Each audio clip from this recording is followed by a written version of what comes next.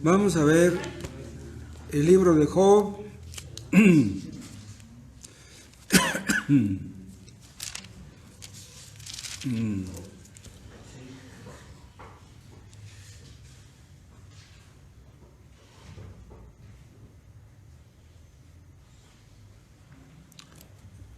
Job capítulo 40.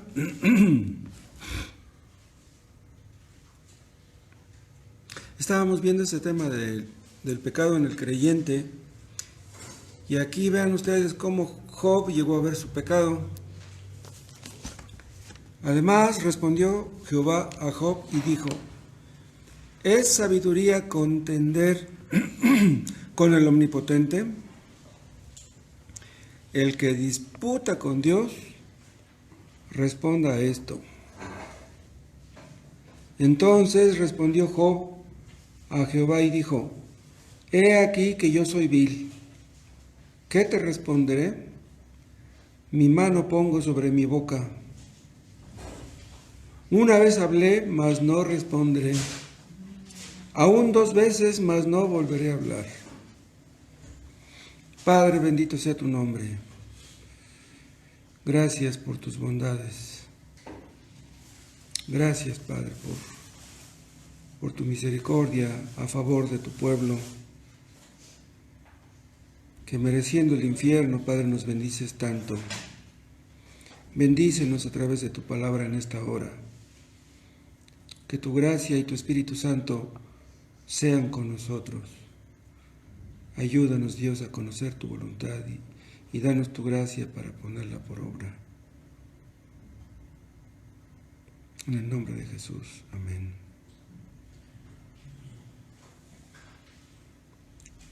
Vean lo que le dice ella después de que Dios se le aparece a Job y le muestra, haciéndole tantas preguntas, su ignorancia. Ya ven que en los capítulos anteriores, en el 38 y en el 39, le hace muchas preguntas y Job no le puede contestar ninguna. A sus amigos les contestó todas las preguntas que le hicieron. Job era un hombre muy inteligente, muy culto. Leyendo lo que dice, ustedes llegan a esa conclusión. Él tenía respuestas para todas las preguntas, pero las preguntas que Dios le hizo no le contestó ninguna. Le dice en el 2: ¿es sabiduría contender con el Omnipotente? El que disputa con Dios, responda a esto. ¿Pero por qué le dice Dios esto? ¿Acaso Job estaba contendiendo con Dios? No. Él estaba contendiendo con sus amigos. Y aquí usa 2 palabras: contender y disputar. Entonces, Job estaba supuestamente contendiendo con sus amigos y disputando con sus amigos. Pero aquí Dios le dice a Job que en realidad él estaba contendiendo con Dios y disputando con Dios. ¿Pero por qué? No parece claro eso. Lo que parece dar a entender es que cuando nosotros contendemos con alguien, en realidad estamos contendiendo con Dios. Si estamos disputando contra alguien, en el fondo posiblemente tengamos una disputa, pero contra Dios. Pero ¿en qué sentido Job contendería con Dios y disputaría con Dios? ¿En qué sentido? Bueno, sus amigos trataban de hacerle ver sus errores, pero él no quería admitir ninguno. Y en realidad tenía motivos para creer que sus amigos estaban equivocados, porque en realidad estaban equivocados. Pero él creía que él era perfecto, él creía que estaba bien en todo, y no estaba dispuesto a aceptar que sus amigos tenían la razón en algo. Entonces, estaba contendiendo contra ellos, estaba disputando contra ellos, pero en el fondo lo estaba haciendo en contra de Dios. ¿Quién le mandó a aquellos amigos Dios? Perdón, ¿Quién le mandó a aquellos amigos a Job? Pues fueron a verlos porque Dios lo puso en su corazón. Entonces, si Job hubiera sido sabio, en lugar de ponerse a discutir con sus amigos, hubiera cerrado la boca, pero no lo hizo.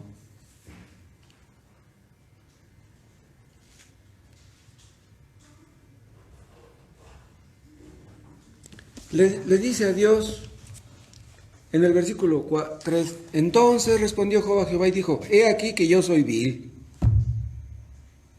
La palabra vil no solamente implica, he aquí que yo soy pecador, soy peor que pecador, estoy mal. Pero eso no se lo dijo a sus amigos, eso se lo dijo a Dios. Job dijo estas palabras cuando se vio en la presencia de Dios. Cuando se vio en la presencia de sus amigos, no lo dijo.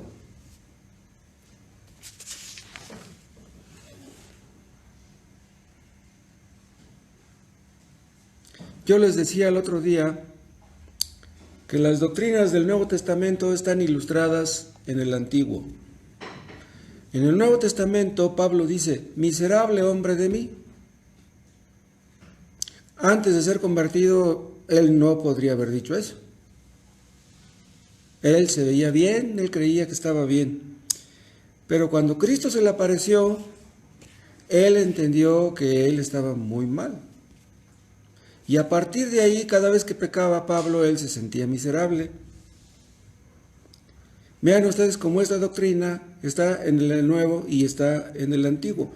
Miserable hombre de mí es lo mismo que he aquí que soy vil. Es lo mismo. Vean ustedes cómo los creyentes más santos aún son pecadores. Job era santo. Dios le dijo a Satanás que Job era un varón temeroso de Dios, perfecto y recto. Pero aún así no era perfecto. Entonces, un creyente, aún siéndolo, tiene rastros de la vieja naturaleza, de la naturaleza depravada heredada de Adán, vestigios de los pecados que cometíamos antes, de los cuales no podemos deshacernos. Job creía ser íntegro delante de Dios. Se defiende de sus amigos en el capítulo 23, en el 31, en el 32. Le dice a sus amigos, yo siempre guardé los mandamientos de Dios. Yo seguí sus pasos. Nunca me desvié de los caminos de Dios. No adulteré en mi corazón. Nunca tomé lo ajeno. Nunca fui egoísta. Siempre fui compartido. Siempre ayudé a los pobres. Nunca confié en el dinero. No soy un hipócrita. Nunca me alegré de que a mis enemigos les fuera mal. Siempre fui hospitalario. Estas palabras se las dijo a sus amigos. Pero a Dios no le dijo nada de esto. Delante de Dios cerró la boca. ¿Se acuerdan que hay un versículo donde Pablo dice, si alguno cree saber algo, aún no lo sabe como debe saberlo?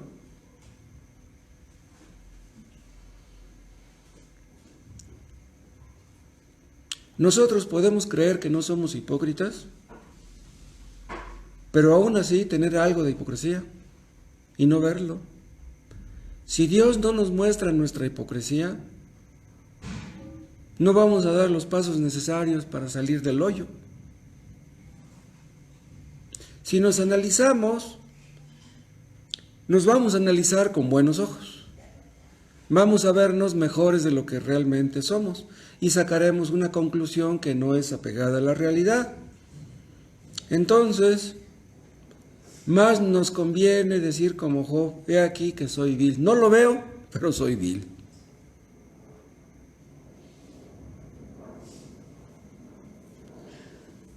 Vamos a suponer que alguien se me acerca y me dice, ¿sabe qué, hermano Moisés? Yo he analizado su actuación y tengo aquí una lista de sus errores. Mire, ¿quiere usted ver? Aquí tengo una lista de sus defectos.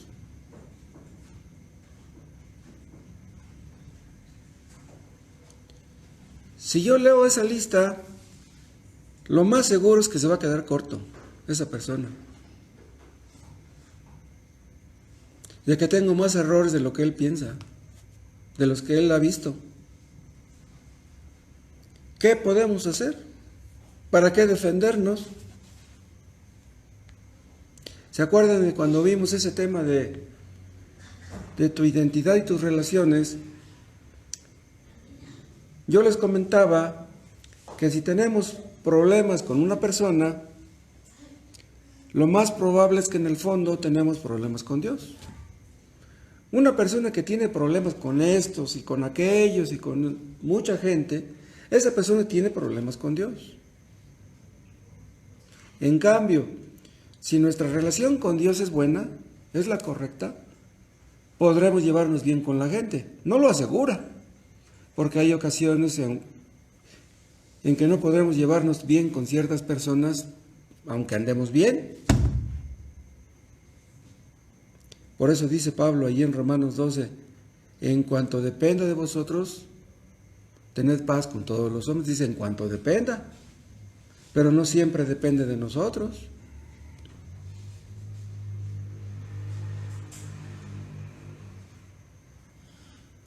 Cuando David pecó, él pudo ver el pecado que había en su corazón.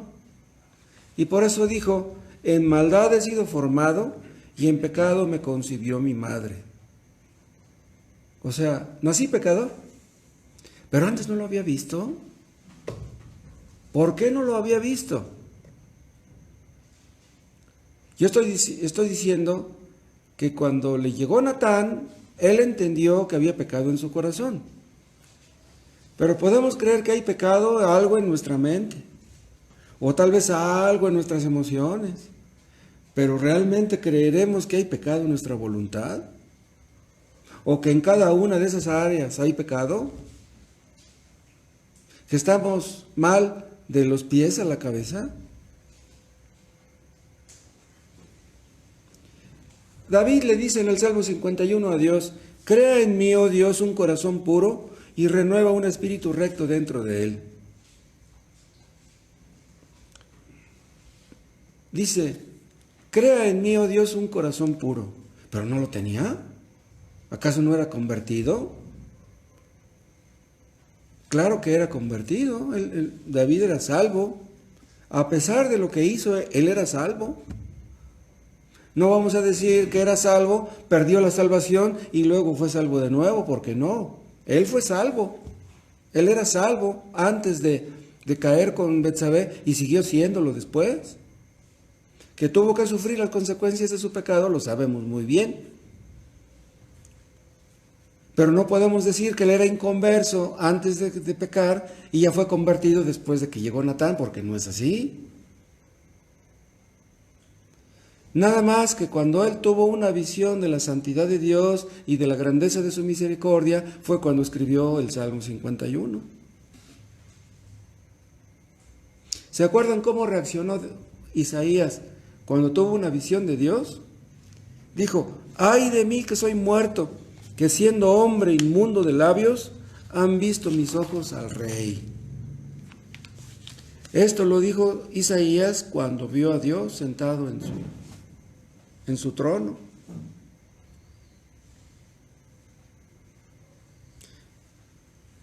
No somos mejores nosotros que Job, no somos mejores que David, no somos mejores que Isaías. Si decimos que no tenemos pecado, nos engañamos a nosotros mismos y la verdad no está en nosotros. Somos pecadores aún en nuestros mejores momentos.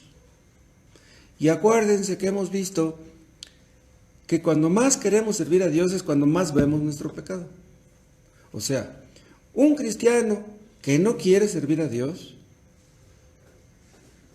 o más bien, un cristiano que no se esfuerza por servir a Dios, no ubica bien ese pecado que mora en él. ¿Se acuerdan que en Getsemaní Cristo les dijo a sus discípulos que velaran con él, que oraran junto con él? Ya sabían que Cristo iba a morir, ya se los había dicho muchas veces.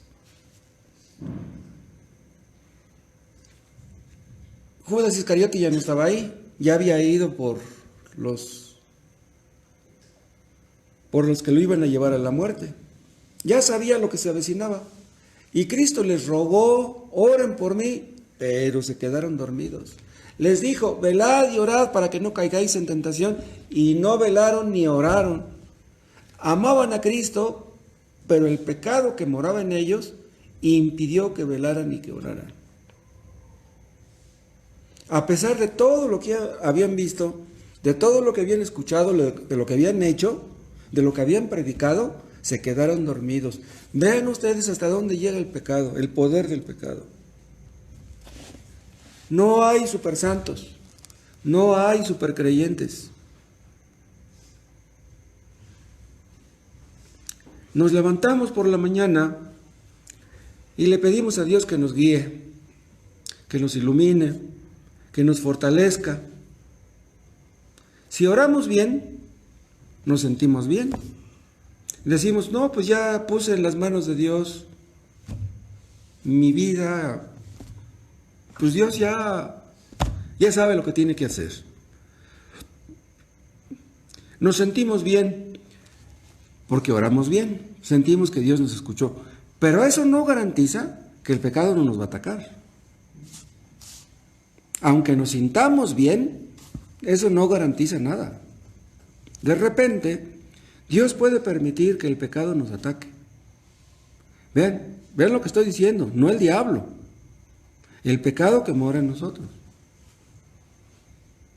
No el mundo, el pecado que mora en nosotros.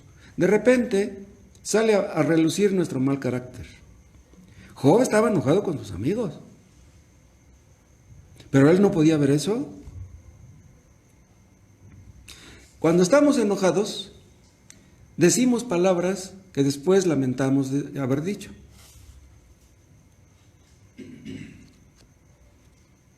El pecado nos atrapa cuando anteponemos las cosas del mundo a las de Dios.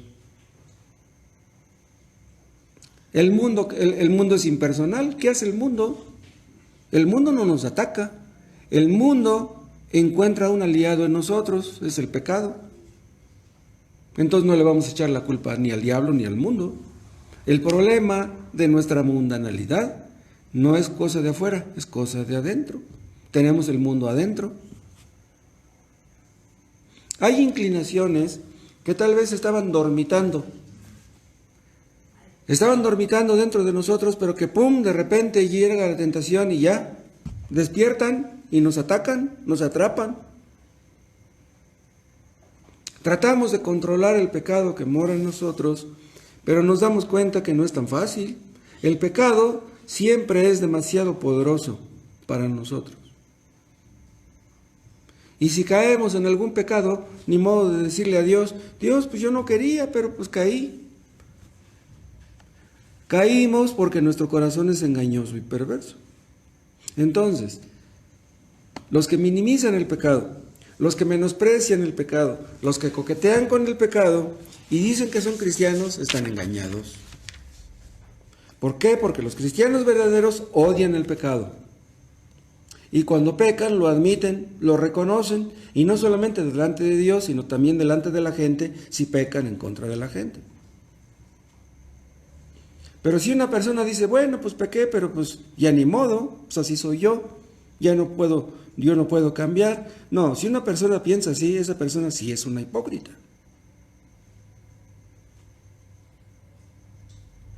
Los hijos de Dios siempre luchan contra su pecado.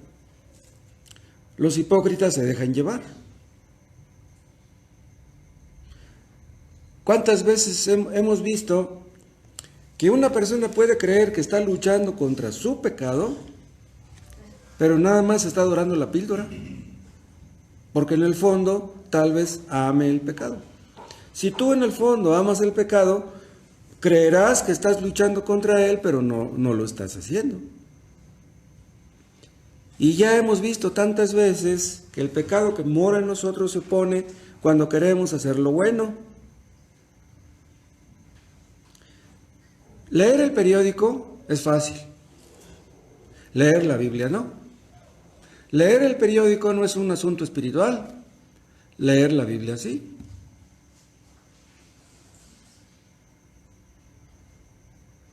Ustedes se pueden aprender una lista larga de cosas que tienen que comprar, la pueden tener en la mente, pero aprenderse unos cuantos textos no es fácil. Y si no lo hacemos, pues el diablo no tiene la culpa. Tratamos de cambiar nuestras circunstancias. Hemos sido negligentes y tratamos de ser diligentes. Pues una cosa es tratar de ser diligentes y otra cosa es serlo. Ustedes pueden decir, el día de mañana sí le voy a hablar a ese vecino del Evangelio. Ahora sí. Pero ya cuando tenemos el vecino cerca, podemos poner excusas. Este no es el momento apropiado, está ocupado. Mejor después le hablo. Pero ya le hablé antes y no me hizo caso. Mejor no le hablo. No dio resultado, le di un folleto y a lo mejor ni lo leyó. Mejor ya no le hablo. La carne siempre pone pretextos para no hacer lo que tenemos que hacer. Si ustedes van a dar una ofrenda, la carne te dice, si das esa ofrenda, el dinero no te va a alcanzar.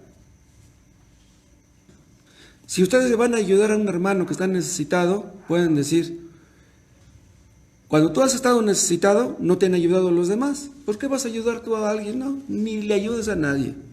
Este mundo está lleno de gente ingrata. Ni le des dinero a nadie.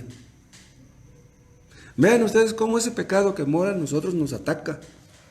Nos impide el avance.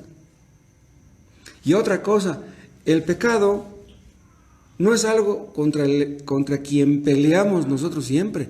Hay ocasiones que es el pecado el que pelea contra nosotros. Vean lo que les estoy diciendo. Pablo dice en Romanos 7, miserable hombre de mí, ¿quién me librará de este cuerpo de muerte? Está hablando del pecado, ¿sí? Del pecado que está en su cuerpo. ¿Quién me librará? Pero vean, él no está atacando al pecado cuando dice eso, no, es el pecado el que lo está atacando a él. Si yo estoy atacando a un hombre, yo no le digo, ¡hey, ayúdenme en contra de esto! No, yo lo estoy atacando. No, si él está encima de mí, entonces, ¡hey, miren, este está encima de mí! Entonces, cuando Pablo dice, miserable hombre de mí, ¿quién me librará? Es que el pecado está encima de él.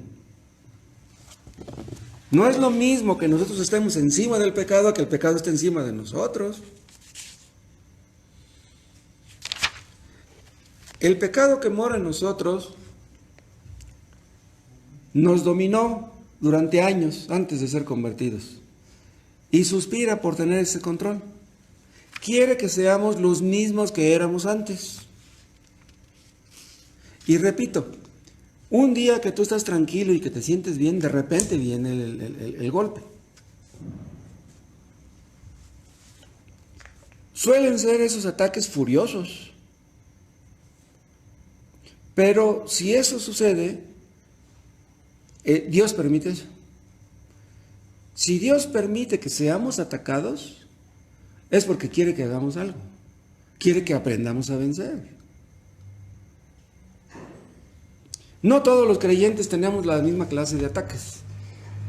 ¿Saben ustedes quiénes son los que tienen más ataques? Los que más aman a Dios, los que más se esfuerzan por obedecerle, los que más oran. Los cristianos que ahí se la llevan de a pechito, los ataques que tienen son muy leves. Pero sea que el pecado nos esté estorbando o que nos esté atacando, ahí está el pecado, ahí está, adentro. Un volcán, aunque no esté echando fuego, es un volcán, ahí está el peligro adentro. Bueno, pues dentro de nosotros hay un volcán. Un león, aunque esté domesticado, no le jales los bigotes porque te metes en problemas. Un león es un león. Si durante unos días no hemos caído en tentación, o semanas, etcétera, ni se nos ocurra pensar que no hemos caído porque somos buenos, porque somos muy listos, muy inteligentes, porque no es así.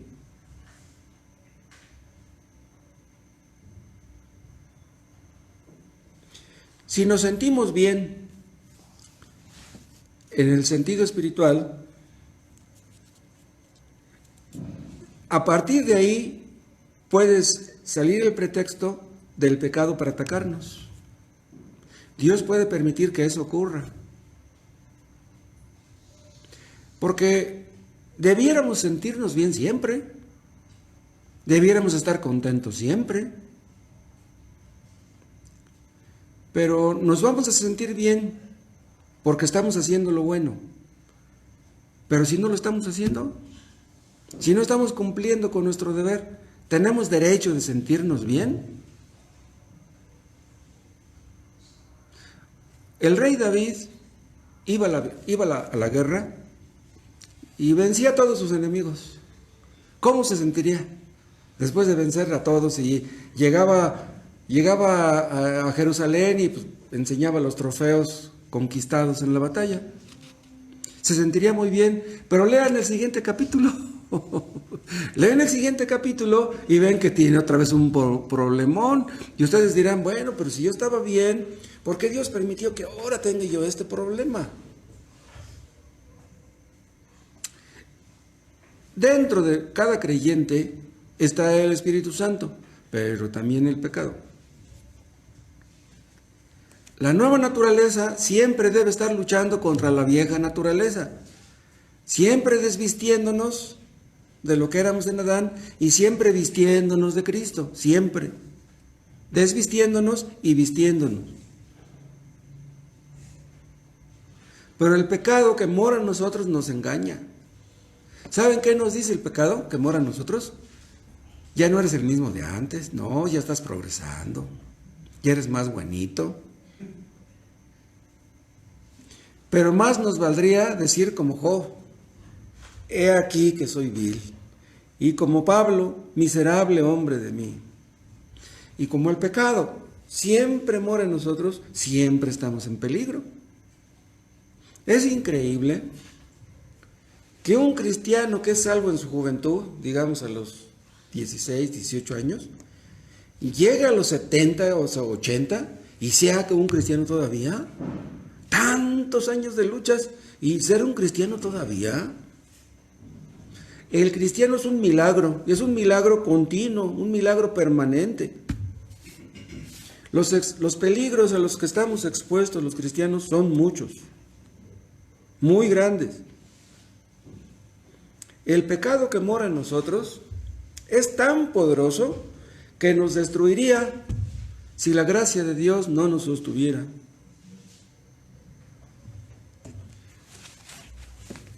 Si ustedes ven que viene un fulano corriendo hacia ustedes, trae un cuchillo en la mano, pues ustedes le dan la vuelta y se echan a correr. O algo harán para, si no pueden zafarse de él, pues algo harán para defenderse. Porque ustedes ven al enemigo, pero el pecado que mora en nosotros no lo vemos. Se esconde. Entonces, ¿cómo defendernos si está dentro y no lo vemos?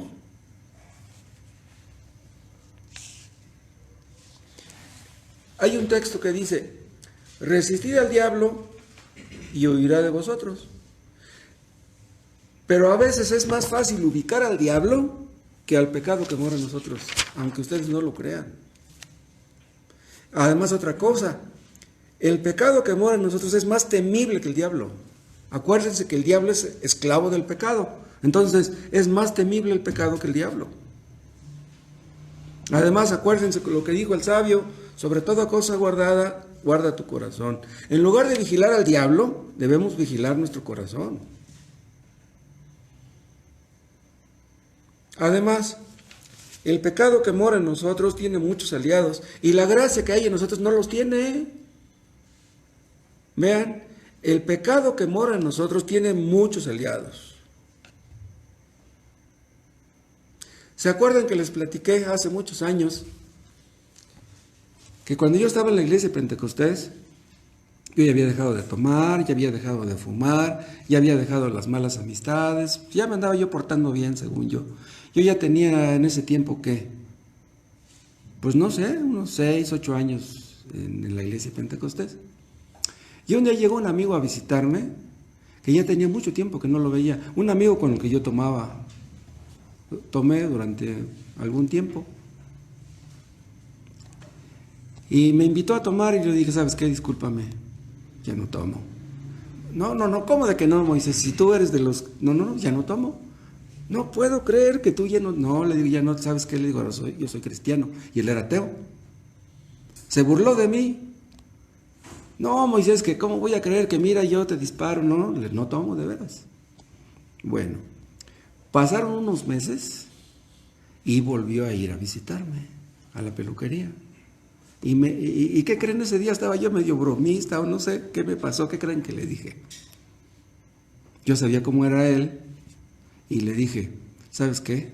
Ya me cansé de ser cristiano. Ya me cansé, ya no quiero leer la Biblia, ya, etcétera.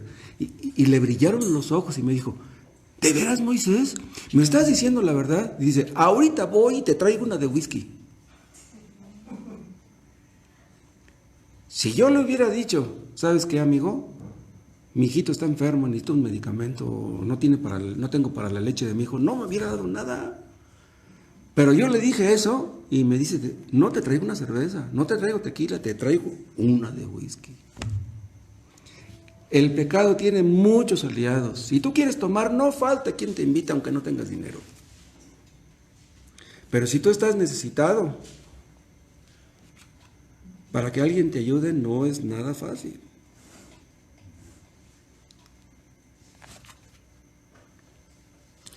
Los que viven a nuestro alrededor, que saben que somos cristianos o que lo han escuchado, si nos ven pecar, qué gusto les daría si nos vieran pecar. Se burlarían de nosotros. Ahí están los cristianos. Qué gusto les daría que volviéramos a ser los mismos de antes. Nuestros miembros, los miembros de nuestro cuerpo, se acostumbraron durante años a servir al pecado. Y ahora, cuando queremos que sirvan a Dios, se niegan, respingan, ¿no? ¿Por qué? Nuestros pies se dirigieron a donde no debían, nuestras manos hicieron cosas que no debían, nuestras bocas dijeron palabras que no debían decir, nuestros ojos vieron cosas que no debían. Y esas cosas, ahí están, se acuerdan de antes.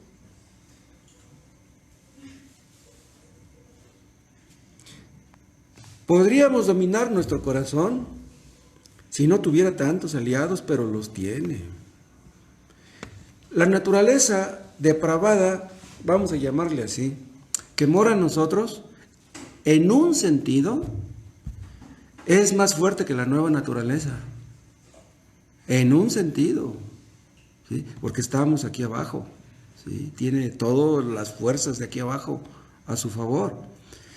Imagínense que Dios nos soltara un ratito, que Dios no nos protegiera un ratito, que nos abandonara. ¡Wow! Lo que haríamos si la gracia de Dios no nos guardara.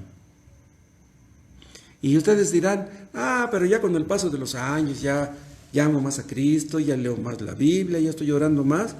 Ya no creo que con la experiencia que tengo, que el diablo me vaya a hacer caer o el pecado que mora en mí. No. El rey David, cuando era joven, no cayó en adulterio. Cayó cuando ya estaba viejo. Eso es para ponernos los pelos de punta. Y con el paso de los años, el poder de la gracia que hay en nosotros no aumenta. El poder de la gracia pues es el mismo siempre, pero el poder del pecado que mora en nosotros sí aumenta.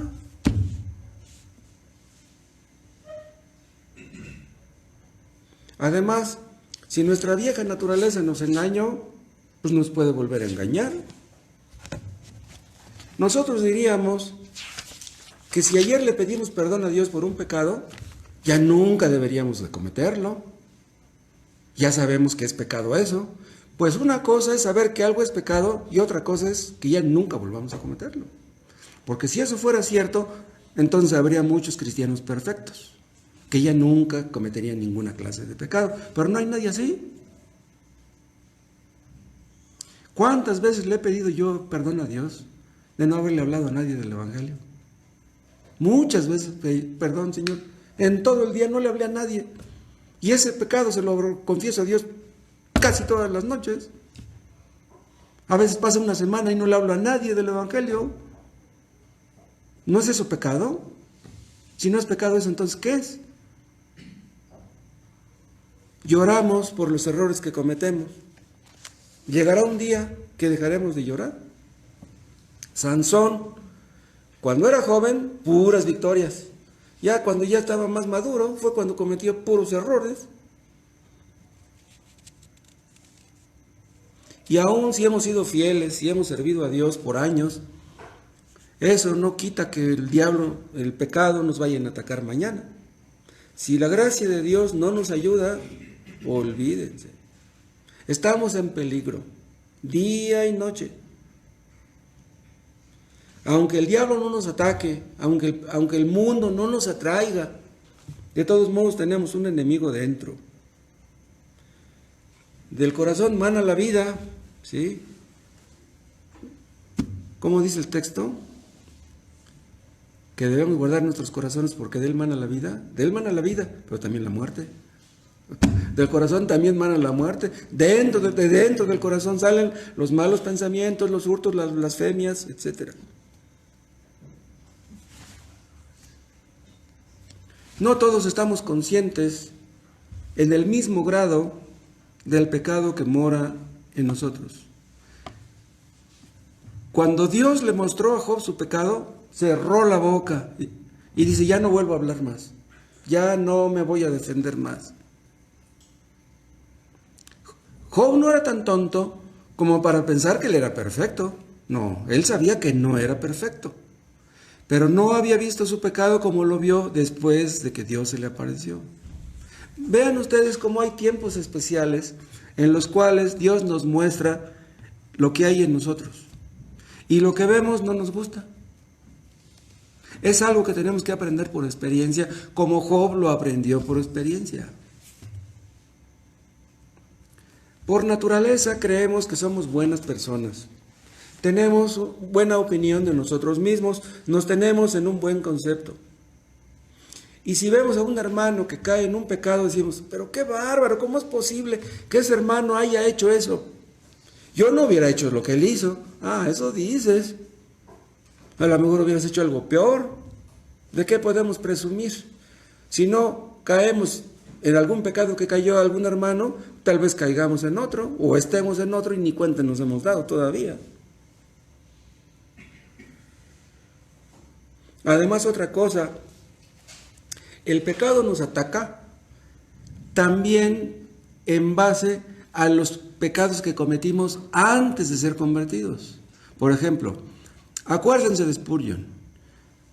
Spurgeon fue convertido a los 16 años. Como él, su abuelo fue pastor, y su papá fue pastor, y su mamá era cristiana, y oraba por él, y desde niño le enseñó a leer las Escrituras.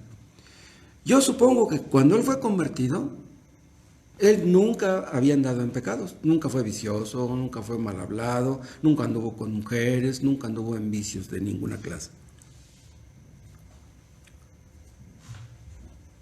Entonces, las pruebas que él tendría después de convertido serían muy diferentes a las de algunos de nosotros. Porque algunos de nosotros cometimos pecados antes de ser convertidos terribles. Entonces, el recuerdo de esos pecados que cometimos antes puede volver y atacarnos de nuevo. Acuérdate, mira, ¿te acuerdas de aquello? ¿Te acuerdas de a qué te sabía el ron, el brandy, el tequila? ¿Te acuerdas? Salen en la televisión los comerciales y ahí pues cae el hielo en cámara lenta y luego cae el whisky y pues, ¿no? Entonces, los que fuimos viciosos, tenemos tentaciones que tal vez personas como Spurgeon o que se convierten en la juventud no tengan. Donde hubo fuego, cenizas quedan. Pero aún así, hayamos cometido muchos pecados o pocos, de todos modos hay corrupción dentro. Y debemos ser cuidadosos.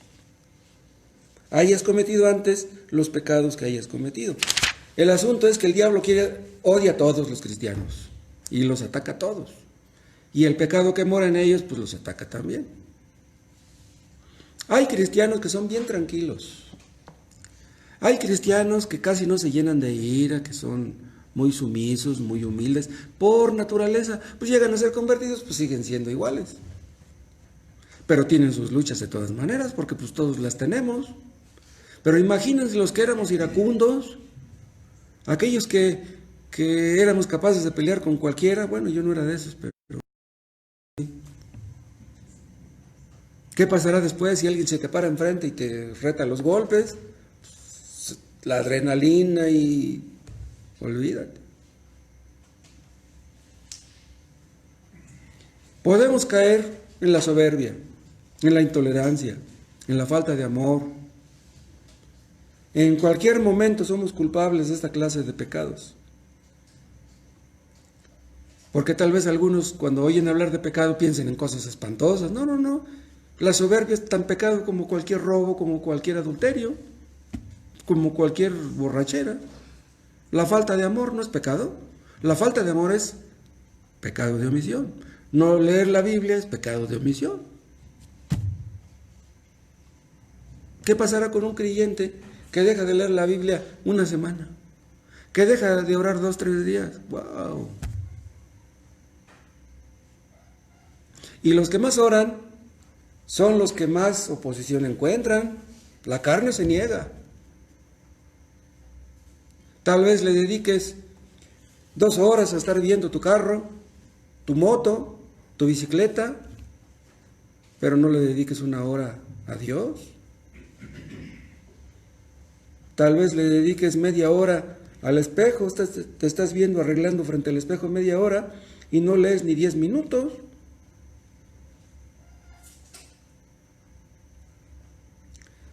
Job dijo, he aquí yo soy vil, cuando tuvo esta crisis. Antes de tener esta crisis, no lo dijo. ¿Qué pasa cuando sentimos a Dios cerca? Cuando sentimos a Dios cerca, decimos como Pedro, cuando sacó la red llena de peces que le dijo a Cristo, Señor, apártate de mí, que soy hombre pecador. Entonces entendió cuán grande y cuán santo era Cristo. Por eso le dijo eso. Cuando entendemos que Cristo es Dios y que es muy grande y muy santo, es cuando nos sentimos muy pecadores nosotros.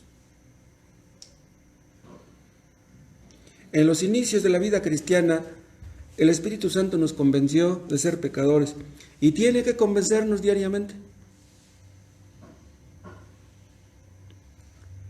Pero si quiere convencernos y nos resistimos, pues entonces tendremos problemas. Debemos ser dóciles a la voz, a la guía, a la dirección del Espíritu Santo. Si ustedes, vean lo que les voy a decir, si alguno de ustedes no vio su pecado antes de ser bautizado, Dios les conceda que vean su pecado después de haber sido bautizados. ¿Por qué es posible eso? Digamos en el caso de Spurgeon, por ejemplo. Si Spurgeon no vio su pecado como se debía antes de ser convertido, yo supongo que se lo mostró después.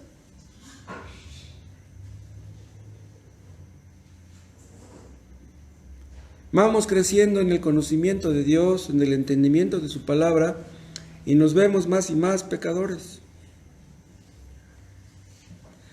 Solamente el Espíritu Santo puede hacer eso.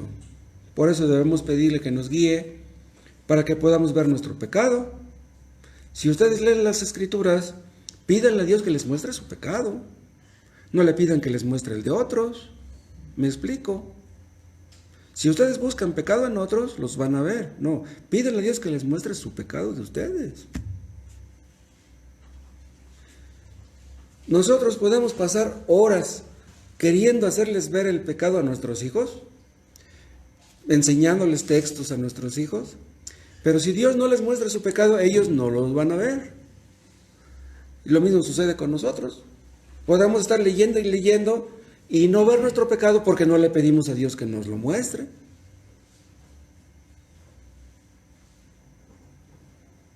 David cayó en adulterio. ¿La culpa la tenía el diablo? No. ¿La culpa la tenía la muchacha aquella? No. La culpa fue de David enteramente. El problema está dentro, el enemigo está dentro, dormimos con el enemigo. Nos sentimos mal porque Dios no nos quita toda inclinación pecaminosa, así debe ser. Pero aunque nos sintamos mal, eso no quiere decir que nos va a quitar todas. Es posible que vamos a estar luchando contra nuestro pecado hasta el último día de nuestras vidas. Dios quiere que aprendamos a depender de Él, que aprendamos a confiar en Dios, que no confiemos en nosotros. Dios quiere enseñarnos a odiar el pecado que antes amábamos. Dios quiere enseñarnos a humillarnos. Dios quiere enseñarnos a suspirar por el cielo donde ya no habrá pecado. Por eso Dios permite que todavía haya pecado en nosotros. Aprendemos mucho en el proceso. Entonces, pues, ¿qué tenemos que hacer?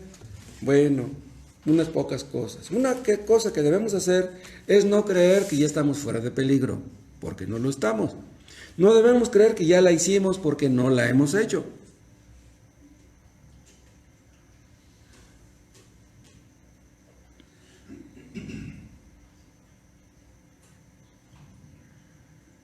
Debemos autoexaminarnos todas las noches. Que Dios nos libre de hacerlo de una manera muy superficial. Que Dios nos enseñe a autoexaminarnos profundamente. La verdad es que estamos lejos de ser lo que debiéramos.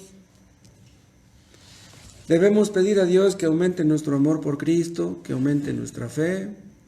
No debemos bajar la guardia nunca.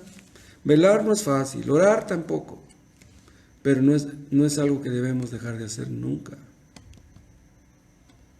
Además, otra cosa, Cristo vela sobre nosotros, ¿o no? Cristo nunca duerme, Cristo siempre está intercediendo por nosotros. Imagínense que Cristo dejara de interceder por nosotros, ¿dónde estaríamos? ¿Dónde terminaríamos? Además, si dejamos de velar y de orar, no solamente estamos en peligro nosotros, sino también nuestra familia y todos los hermanos. En el grado que un creyente se debilita, pues todos resultamos debilitados. Y si un hermano prospera en sentido espiritual, pues en ese grado pues todos estamos prosperando. No debemos dejar de orar por nuestros hermanos.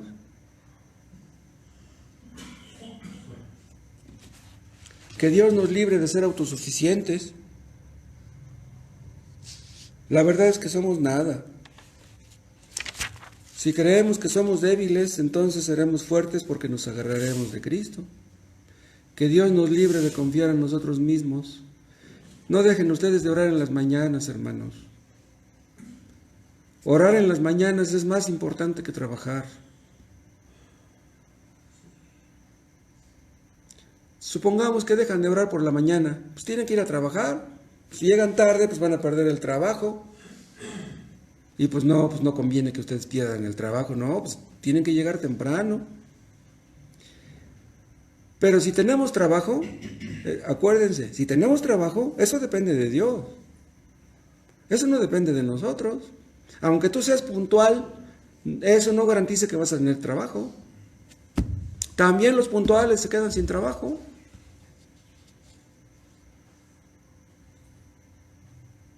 Es más importante orar que trabajar. No estoy diciendo que trabajar no sea importante. Que Dios nos muestre a todos que somos viles. Y a ustedes, personas inconversas que me escuchan o que me van a escuchar en los días subsiguientes, si en nosotros que somos cristianos hay pecado, ¿qué será de ustedes?